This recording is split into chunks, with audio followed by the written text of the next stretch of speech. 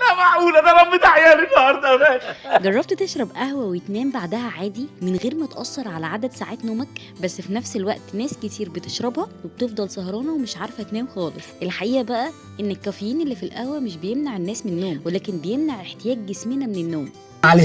معلش بكل بساطة القهوة بتأثر عليك، بتخليك مش عارف تنام نوم عميق، إما إنك تلاقي نفسك كل شوية بتصحى، أو إنك مهما نمت حاسس إنك عايز تنام تاني، أو كمان ممكن تصحى بدري رغم إنك نايم متأخر، وده بسبب تأثير الكافيين الزيادة اللي دخل جسمك. الحقيقة بقى إن اضطرابات النوم ده مع الوقت بتعمل لنا أمراض مزمنة على المدى البعيد. نعمل إيه بقى عشان نقدر نستفيد منها من غير ما تأثر على حياتنا بالشكل ده؟ أول حاجة إنك ما تشربش القهوة أو النسكافيه قبل نومك ب5 ساعات أو 6 ساعات، وبكده أنت هتتفادى أضرارها على الجهاز العصبي. يعني فنجان في بداية يومك هيبقى كويس جدا، وفنجان تاني في نص اليوم، وكده تمام قوي. وبكده تكون خلصت معلومة النهارده الخفيفة البسيطة. استنونا في حلقات أقوى بكتير، وسلام عليكم.